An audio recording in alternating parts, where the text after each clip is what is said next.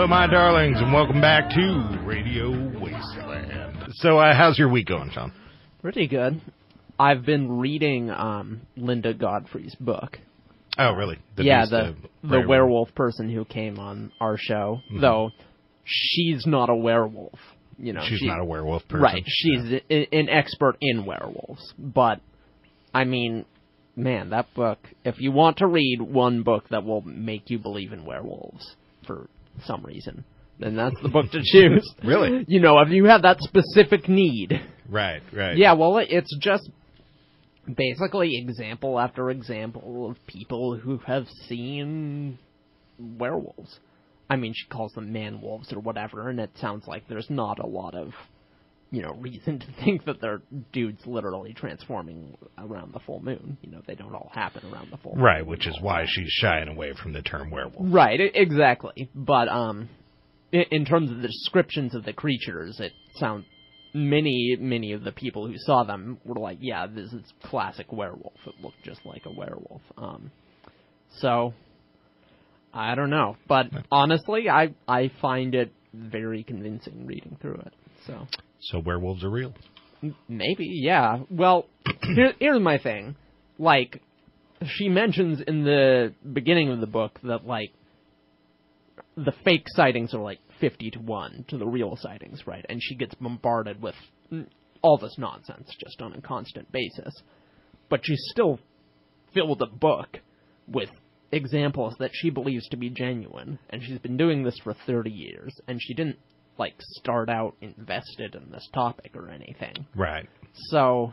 Can you imagine that pile of fake ones that she has? Oh, I'm sure the number of pictures she has of people in fursuits is staggering. Well, I got two new things going on.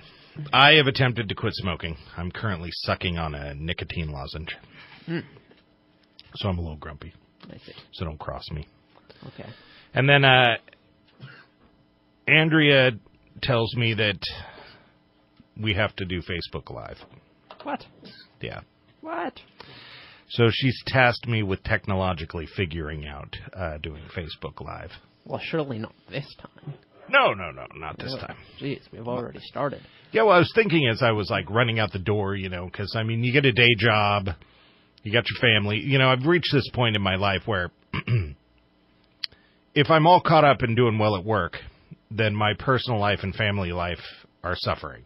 Right. And if I'm caught up on anything else, then the other two are suffering. And you just got to do kind of a round robin thing. So yeah, you just got to like kind of let one slack while you catch up on the others and so on and so forth, you know. Yeah. Which I don't know, maybe that's what people are doing out there. But as I'm running out the door, I'm just, oh man, Andrea wants us to do Facebook Live, and that would mean that I would have to comb my hair and wear a shirt without holes in the collar. Why does it mean that? Well, I people want the authentic Radio Wasteland experience, I think. Yeah, but I mean, you know, aren't I supposed to be like a sex symbol if I'm going to be on video? You will be, trust me. You think so? Yeah. Yeah, totally. I like that. Yeah. You know what would make confidence. Yeah, you know what would make the brawny man even hotter? About 100 pounds, you know. That would make the brawny man just fly. Well, that's what I like to think. So. Yeah. So my other news is my smoking. I have run over the top of it because it's like, you know, what do you say other than the fact that it's like breaking up with a girlfriend who lives down the street and wants you to come back over. Mm. It really is. No context for dealing with that analogy. So. Well, I mean, you know, it's like breaking up with somebody. I mean, our listeners will probably understand that. Yeah, because you know, you're quitting this thing that, like, down the street for a mere $9 a pack. You're, like, emotionally attached to it. Right, I could, like, you know, it's like, you know, you got to figure out, like, what things define you as being you know. And I was starting to get a pretty good, like Tom Waits' raspy voice from smoking, you know. And now I'm kind of like, here, this is where I'm at. Well, honestly, I'm sure our radio audience is rooting for you to keep smoking, so you can... Are you? Yeah. Well, I mean, our radio audience, I'm sure, wants you to keep the same deep, rich, you know, charcoaly tones. But yeah, I imagine our radio audience as being, kind of like in their basement cleaning some sort of gun that could be easily converted to a fully automatic while surrounded by drums of vacuum-sealed cereal. That seems like a fair assessment. Yeah. With the Truth is Out There posters plastered all over the walls. Yeah, this is what I like to think. Yeah, I'm sure. I'm sure that this is the one connection to the mainstream world. Yeah, totally. I'm like the voice of right, exactly. You're the voice of the outside. Yeah, exactly. I should tell them that that the world is right. You could just start making up stuff. Yeah, well, it's like as we all know, after the zombie beetle march on Washington last week, we're running into serious problems with our food supply. Right, totally. I don't know. Unless you have 20 50-gallon drums of Frosted Flakes, you are going to have a serious problem. That's called knowing your audience. Yeah, well, I mean, it's like, what is it, Orson Welles? H.G. Wells? Well, those are... War of the Worlds. That would be Orson Welles. Though it's funny because those are actually both people who are related to science fiction. Right. Orson Welles' War of the World broadcast. No, shoot, it might have been I think it was Orson Welles. Go on. Is it both of them? Is it Orson Welles performing H.G. Wells? That would be... We'll get our facts straight later. Let's just assume it's Orson Welles. But really, people really went crazy when they heard that stuff. Yeah, they did. So... for those of you that don't know, Orson Welles performed a radio play about aliens attacking. Right. And, basically coming into Washington and attacking Washington. Right. And it was presented as a news segment, though at the very beginning he was like, this is a work of fiction. But then, people tuned halfway through and they heard, oh my God, the tripod is advancing on the Washington Monument. Run for your lives. And of course, as soon as they heard tripod, they're all, this must be real. Yeah, I mean, who could make something like that up? 3 legs? Come on. Right, totally. Yeah, it's an abomination. Yeah. 3 legs, If it ain't a dog that can surf, I don't want nothing with 3 legs. If it's a surfing 3-legged dog, we're good. I'm sure that's what they thought. All right, before we get too cramped on time, our guest tonight is our first return guest. That's right. I like to think... We're running short. No. We're recycling to conserve. I like to think that all of our guests are like friends of the show. Oh, that's nice. But Paul here is our first guest to come back. Yeah. All right, so when we come back, we're going to have... Paul Blake Smith, and he's going to talk about his new book, Sexy Alien Races. Oh.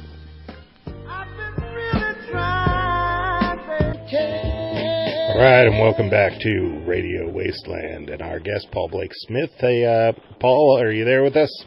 I'm here. I'm happy to be wandering the Radio Wasteland tonight with you. Yeah, thank you very much for coming back. I was talking about how you were our first...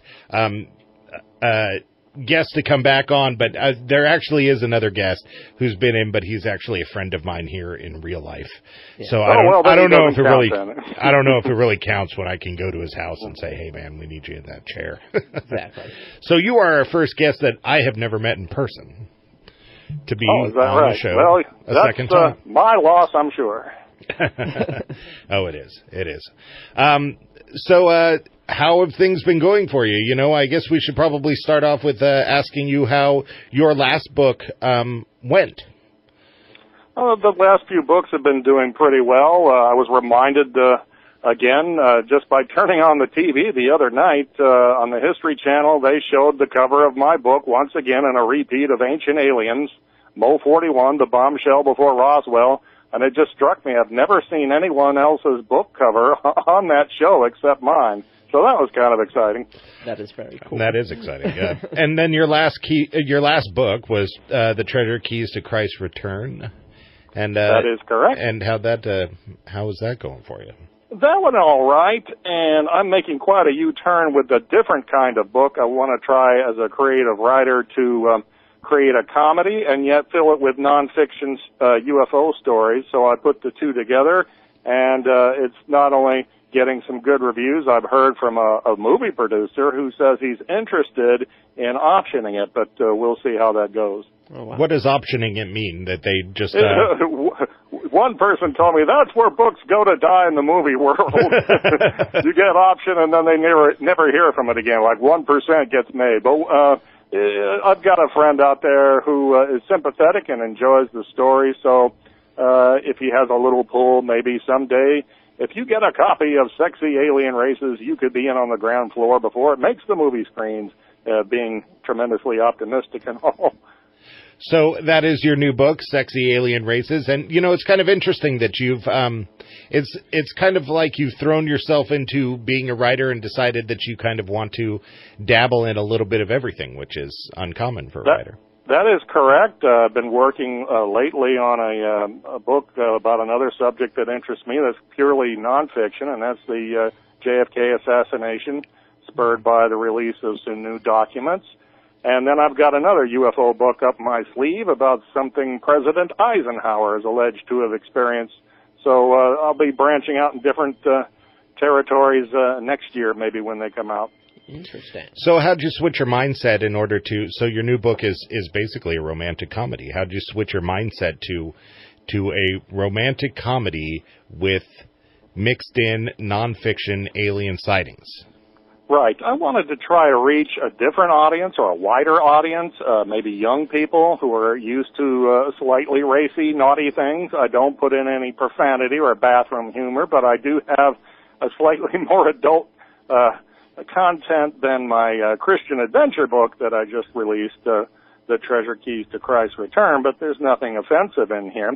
I got the idea when I was on vacation around the year 2000, and I picked up a USA Today. And in the sports page was an article on people who go to the ball games in baseball parks and start betting on everything, including the costumed races around the 8th inning, where they send out these little mascots to run around the field and break a tape behind home plate to win a race. And I was just incredulous when I read fans were going down to the wagon gate behind the outfield fence and asking the mascots, do you feel healthy today? You think you're going to win? Do you run well on a dry track? And it was hilarious and yet kind of pathetic at the same time. And I thought, this is great comedy material. I think I can turn this, I first tried for a few years into a screenplay, and now I decided you can put more humor in it if you flesh it out in a book form. So it partly deals with a young man who goes to work for a minor league baseball team in Las Vegas, and he has to create alien mascot racers that run around the field. And to get fans' interest, they sort of sex them up a little, make them more buxom and sexy, and that gets the crowds up. So that's why the name of the book is Sexy Alien Races. So do you have any experience in, like, this baseball minor league situation? Other than going to a few games here in my hometown of Springfield, Missouri, no, I've not worked for a minor league ball club, so that took imagination on my part to create a story of a young man who goes to work for the publicity department trying to drum up attendance in burning hot 100-degree-plus Las Vegas to get fans to come out to the ballpark. And to make these alien costumes, his boss is obsessed with aliens, so she forces him to learn all about extraterrestrials, and that's where we get into real nonfiction stories in the Nevada area over and over. I place them within the book that you can read the facts on some UFO sightings and even an alien crash that happened in 1962 outside of Las Vegas that I'm sure a lot of people have never heard of. It's an amazing story.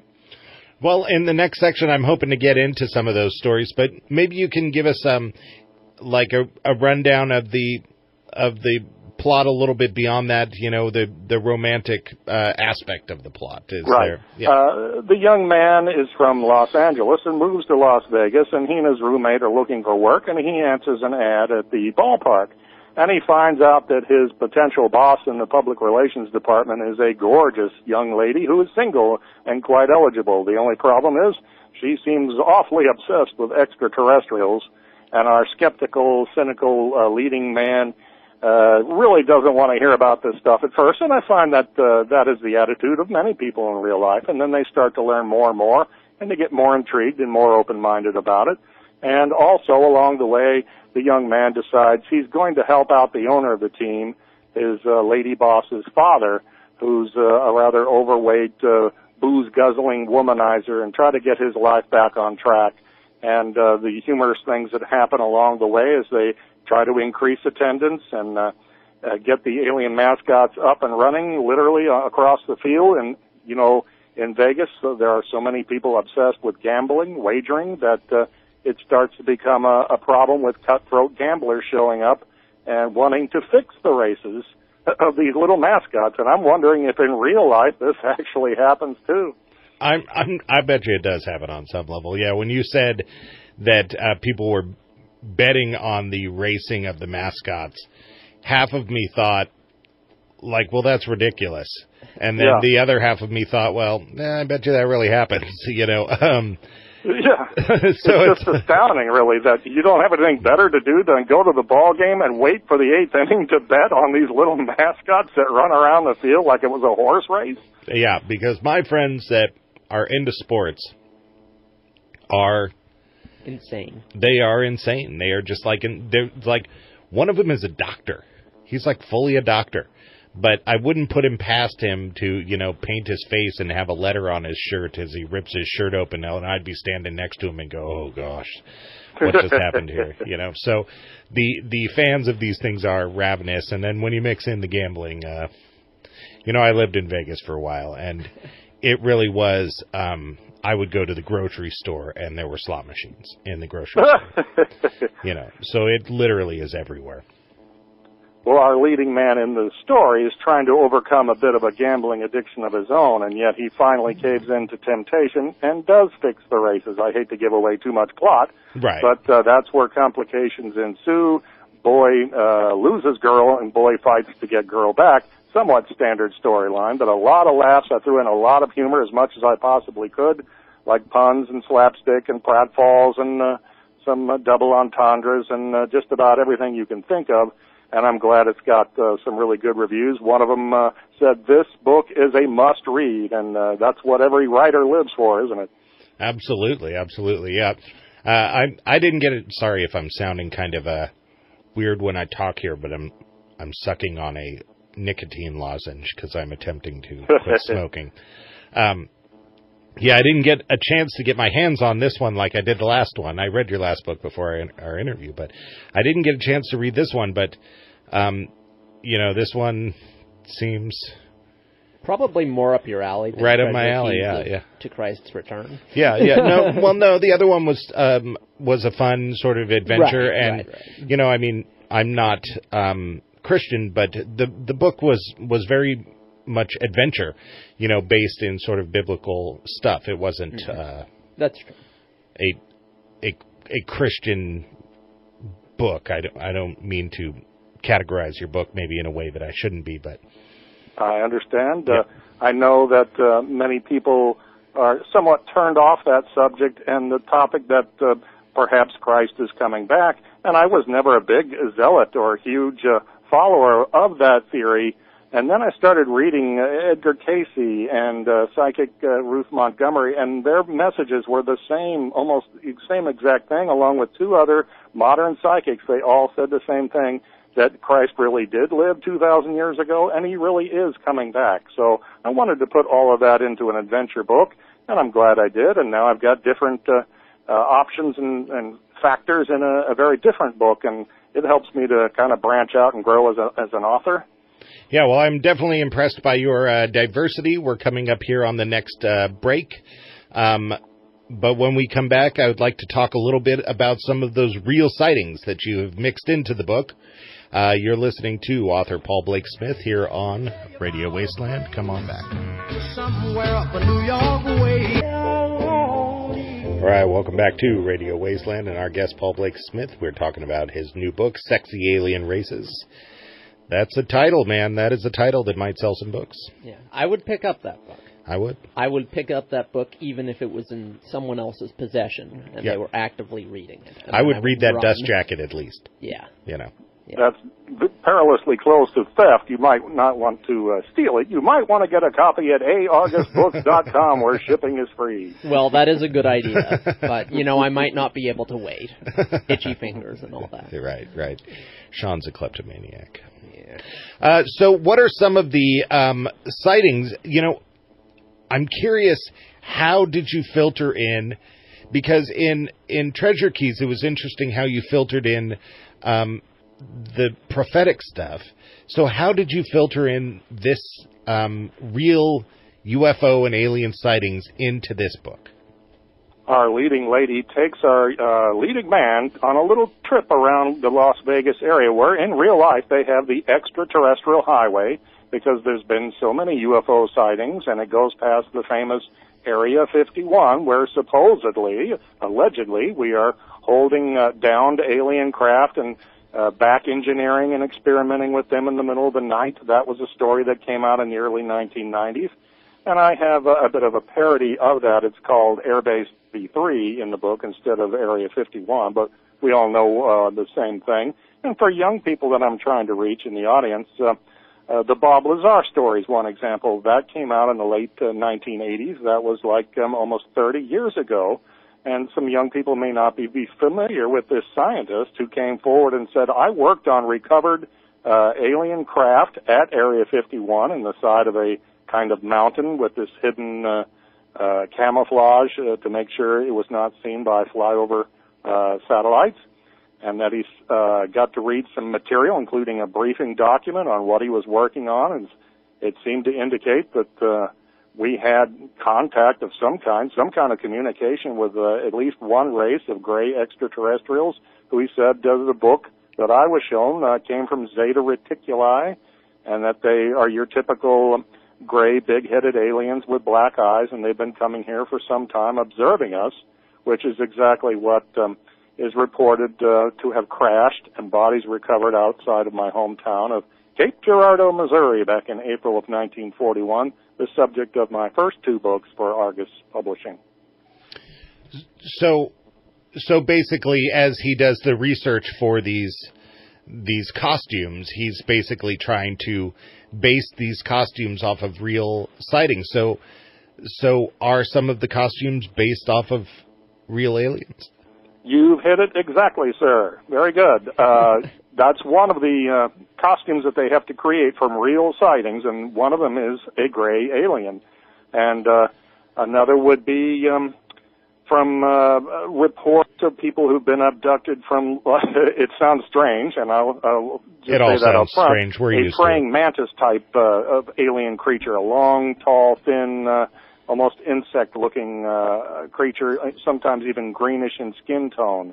Yeah, another real-life sighting is one that supposedly has the characteristics of a lion, which sounds very strange.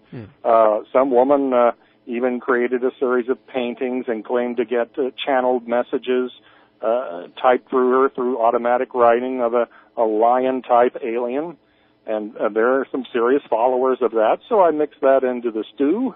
And there's even the basic, what seems to be de rigueur now, is the reptile alien, somewhat like when you see fighting Captain Kirk in an old Star Trek episode. The Gorn. Yeah, there you go.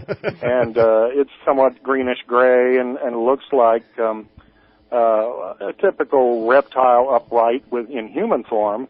And one of the people who first began encountering these stories looked it up with like a science department at a university and said, according to the anthropologists that I spoke to, if dinosaurs on our planet had not been wiped out over thousands and thousands of years, this is probably exactly what they would have evolved into, what they would look like today, which I thought was creepy, along with their like vertical shaped pupils. These are supposedly reported by people around the world that they've encountered these either, I guess, physically in real life or maybe in their dreams or in a kind of unconscious state. It becomes part of the 5 alien races or mascots that run around the field, and people start betting on them in the story. So, okay, so we're looking at the 5. We're looking at the insectoid. We're looking at the grays. We're looking at the lion. We're looking at the reptile. The reptilians, and then what was the fifth one? The fifth one would be the Nords that look like Nordic people. They're somewhat blonde and blue-eyed. They're slightly different from humans according to all these tales. If you go online and look some of this stuff up, they look very human-like, but there's sometimes a man and a woman. And then we get into the strange category in creating these costumes. Well, what gender are these aliens? Are they male or female? What sex are they? And do they have a romantic or sex life themselves? How do they reproduce? It gets into all kinds of wacky questions you can ask, which are funny and yet at the same time quite serious. Who are we being visited by, and do they reproduce as male and female? Are they like clones or drones or robots? Or like snails.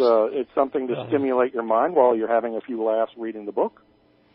Yeah, the the Nordics. I forgot about the Nords. They're the ones that are closely, most commonly, the Nordics and the Greys most associated with where we're from, because they're the ones associated with the Lemurians in Mount Shasta, where we're right close to Mount Shasta.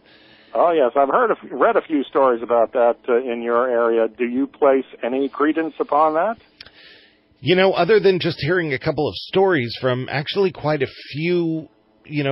very few amount of people, we don't really get a lot of it here. But the closer you get to Mount Shasta, you start to get a little bit more of it. But it kind of suffers from the same thing that some of these Bigfoot small towns suffer from, and that is that they have an economy based around them.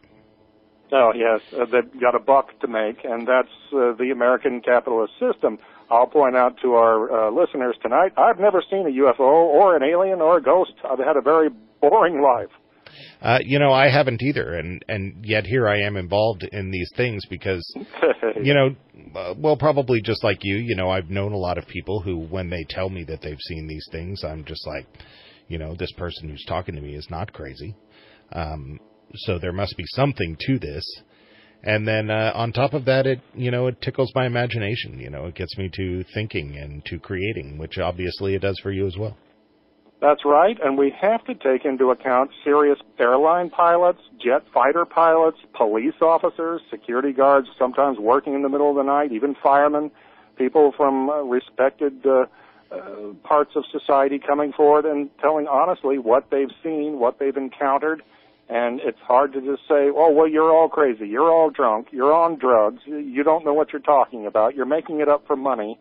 I'm sure some people are those things, but the more and more these stories pile up, it makes it sound pretty plausible, and scientists agree it's possible that we are simply being visited and monitored by creatures from another world. And they basically don't want to have too much contact with us. They're here to observe, rather like in Star Trek, with the prime directive, look but don't interact. Yeah, the one I've been... Captain Kirk naturally violates that rule in every episode, doesn't he? In several ways. Yes, dealing with sexy aliens. Right, yeah. So the one I've been falling back on here lately, I've gone back to the beginning, is that in 2001 and 2010, they kind of allude to the idea that alien races are here because they're an ancient alien species, and they went out and they tried to find other people like them, but they couldn't because they found out that everybody was destroying themselves.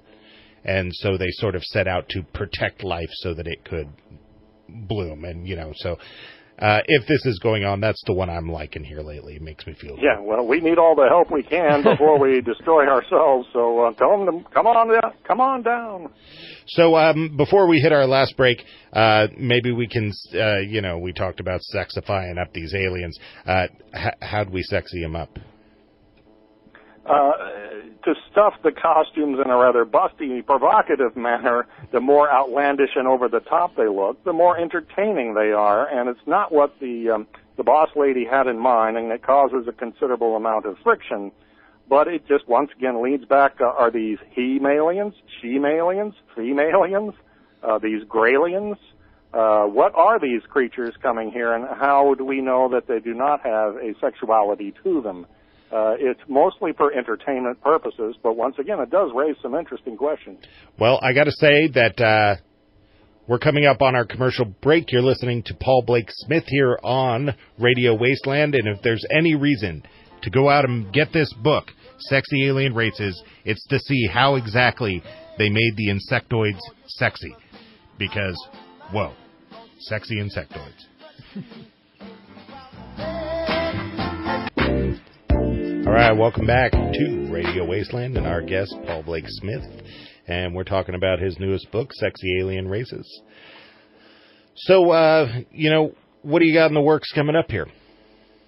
Well, as I have been saying to people I know, it's very interesting what has leaked from the JFK assassination files recently, and it kind of fits with some work that I had done years ago in trying to write a book on the Kennedy assassination, and now pieces are starting to fall together kind of excitingly, and an angle that I've put together that others have not probably covered or read or heard of before. And so every day I throw myself into that. And I've also got one that looks at hour per hour, the final day in the life of Marilyn Monroe and how exactly she ended up dead.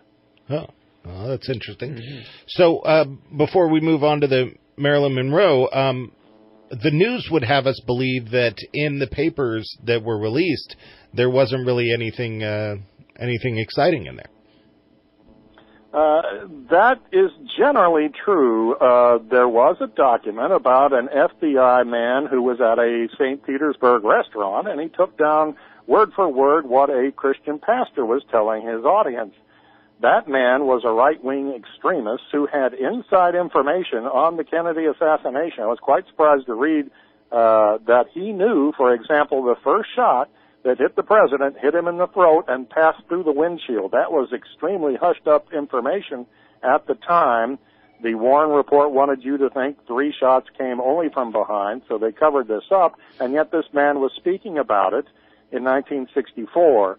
And I was reading recently, Johnny Roselli, the gangster, was talking towards the very end of his life to his attorney, and he said the same exact thing. The first shot came from the overpass in front of the limousine, passed through the windshield, and hit President Kennedy in the throat, causing him to start gagging, as you see in the Zapruder film. So I thought, this is starting to come together very nicely for what I've been writing, and that's what spurred me to go back into this tale.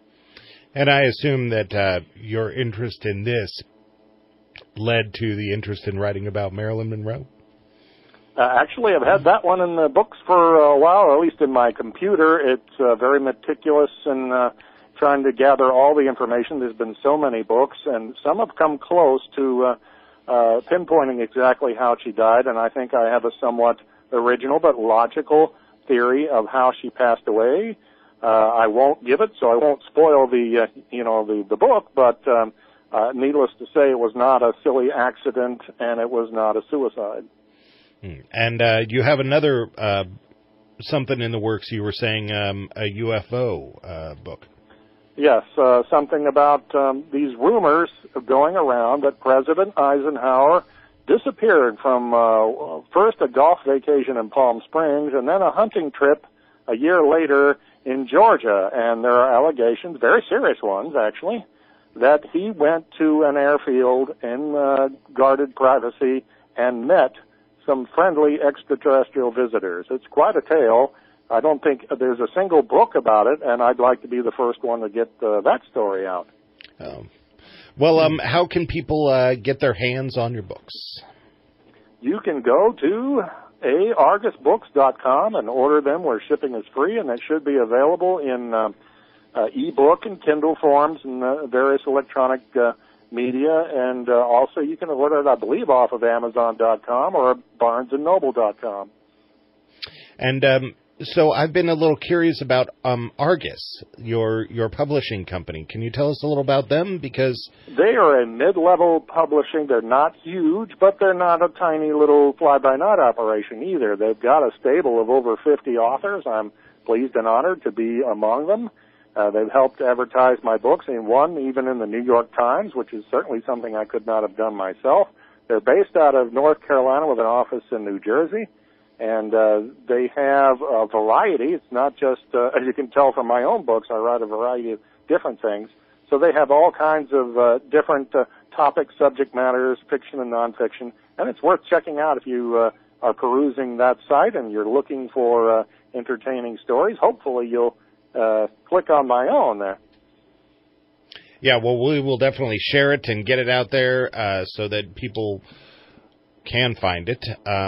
And my interest is piqued. You know, I want to read this thing now. I enjoyed the last one, and so now I want to try this one.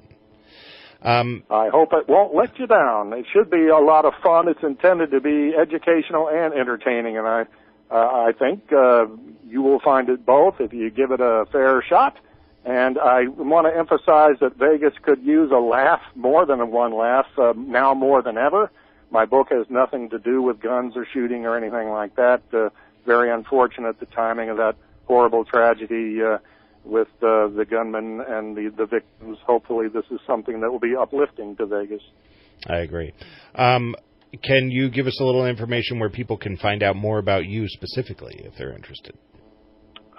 Well, I've got a Facebook page on Cape Girardeau's 1941 UFO crash, America First. You can also find me on Facebook. I have an author's page at Argus.com, ArgusBooks.com. And I write a little biography for myself within, like press handouts, and sometimes they're in the back of the book, but there's nothing too exciting about my life to share. It's all about the content of the book, I guess.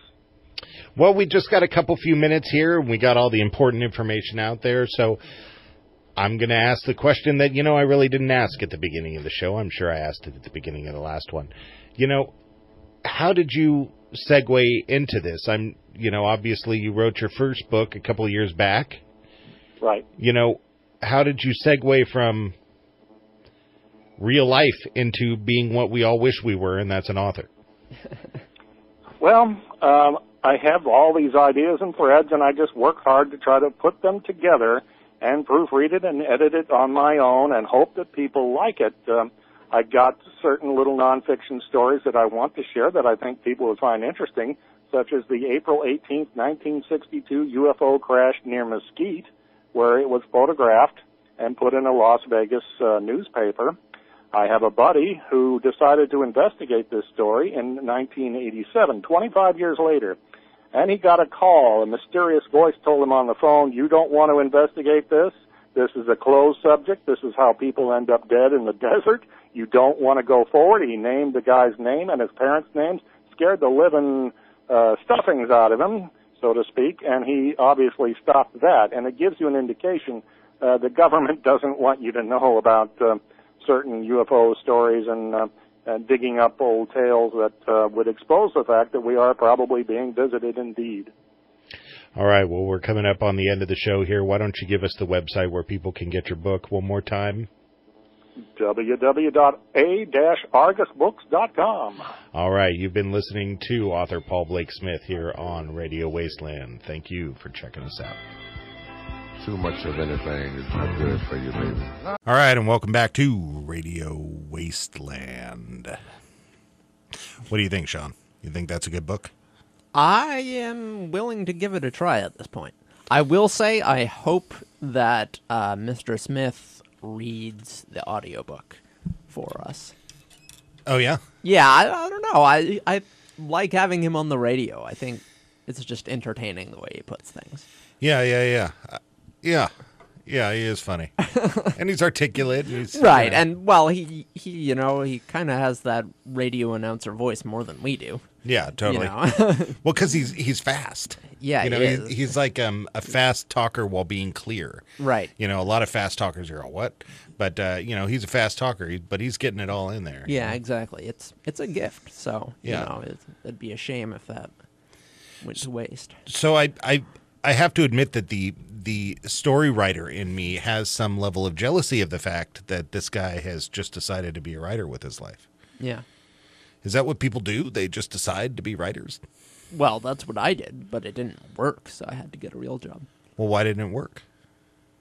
I can only assume I wasn't persistent enough in sending the book out to people. Oh, So it's not that it didn't work. Well, I didn't work. It's that you're lazy.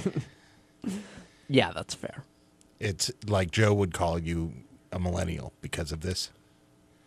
Also because I was literally born between, 1986 and the year 2000 or whatever it is. Why don't they give me a participant publication deal? Yeah, okay. Let's move the topic to something No. else. Actually, this is serious. Because while you tried, I didn't try. You probably don't even know that I like to write, and I have always written, and I used to draw comic books and all sorts of stuff.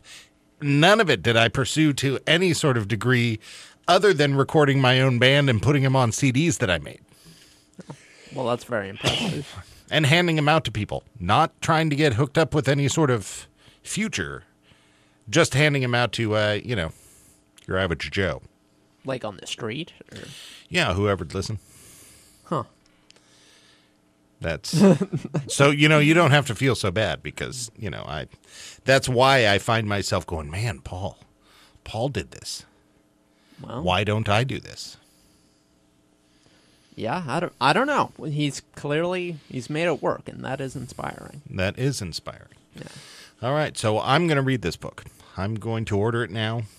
I want to read this thing. Well, I do have to finish reading about werewolves, but I am curious about the sexy alien races. How could you not be? Right. Tell me you don't want to know what the sexy Gorn looks like. I don't actually. Yeah. Totally.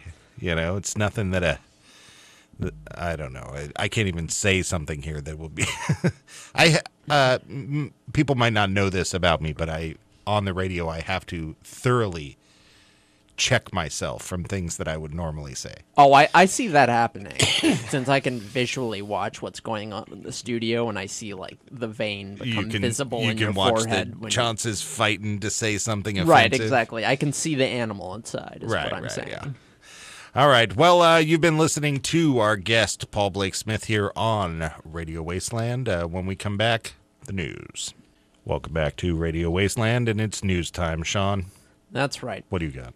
Okay, so we've got a pretty interesting story from the past few days, and that is about a scientist who claims that he has discovered alien organic particles in the upper atmosphere, far higher than you could get life from our planet, really, for any reason. And he's saying that these are sloughed off of meteors, basically. How is he here on Earth?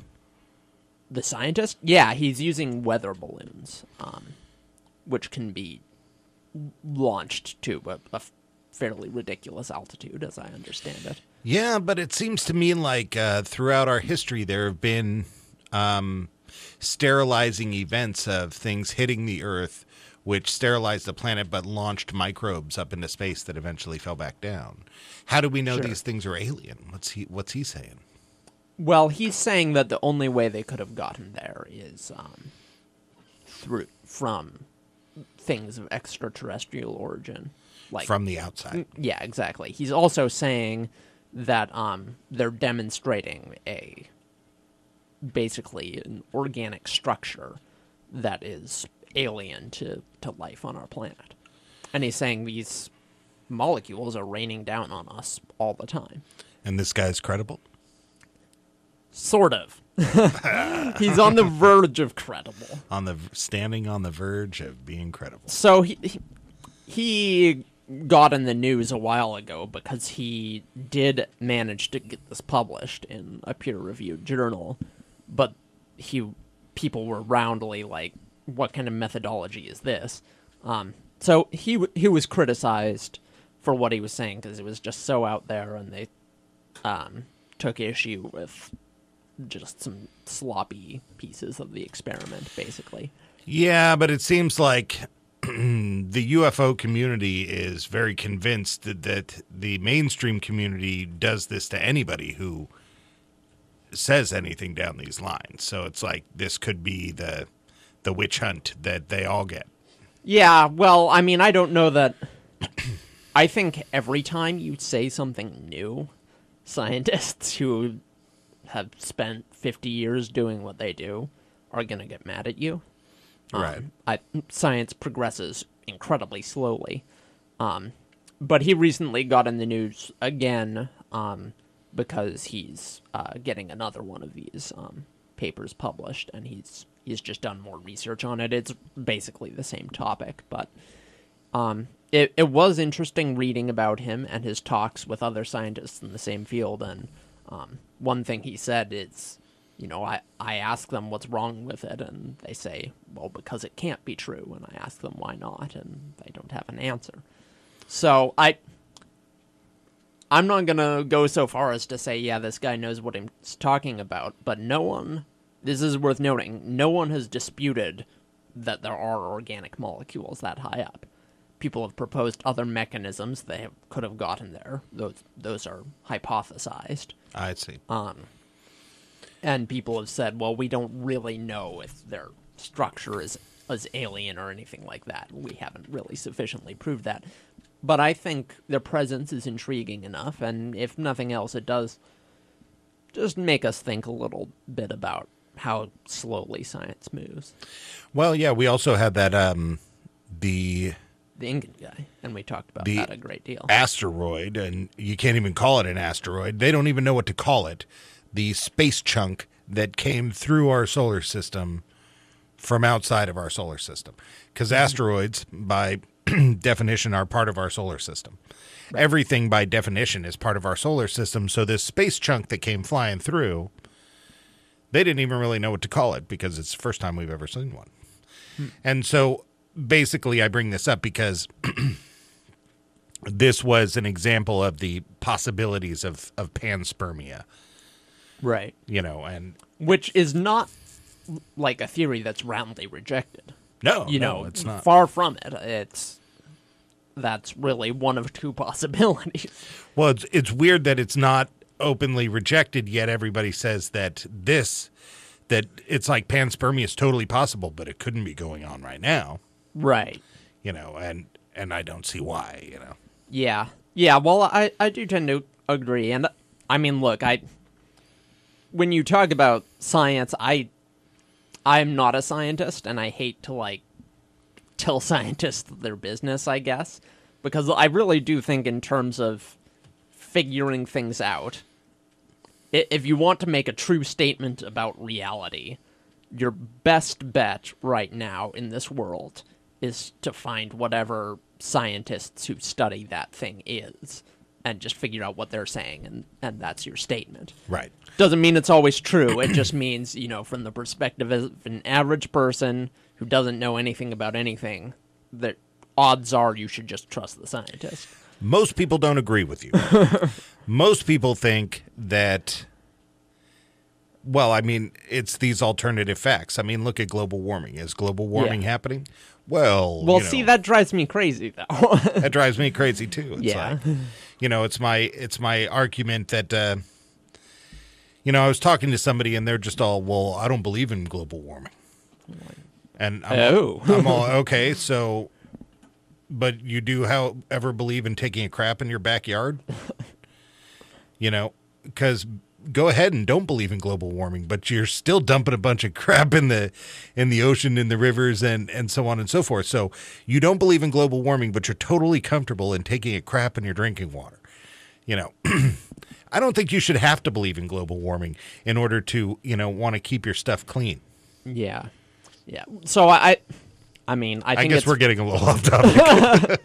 I think it's fair to say scientists aren't always right. Sometimes it's, it moves too slowly and is too slow to embrace new ideas. But, it's mainstream science gets a lot of flack on this show, just because of what the show is about, the very nature of it. Yeah, but I think we're in agreement that we're in general, scientists are trying to figure things out. And absolutely, I love we it. have. I'm constantly throwing this at people. As early back as Benjamin Franklin, one man was capable of having an understanding of all of the world's sciences. But now, my day job is I'm a computer guy, and people are all, hey, I got a virus on my computer. I'm not that kind of computer guy. Right. There are people out there who make literally 6 digits a year who all they do is send emails and check the reports on emails. And they are the email guru. Right. And so we don't live in a world where you're capable of doing that. So there's going to have to come a time where we do trust the knowledge that people are putting out there. Or you become a flat earther. Or you become a, what, was that a dig? Well, what I'm saying is... Have you done research since our last Flat Earth show and now you're convinced that's a no? I'm saying I feel like that stems from a radical rejection of what we're saying right now. It stems from a belief, no, you should only trust what you can confirm yourself, and you can't trust anyone. Right. So, I mean, I feel like philosophically, why not? You know, maybe that makes sense. I don't know. I can't say, but I prefer my way. You know where that attitude would get us? Absolutely nowhere. We'd still be in the trees. It would get us absolutely nowhere. Right. Well, see, that's my thing. So, It's my issue. All right, well, you've been listening to Radio Wasteland. Thanks for checking us out.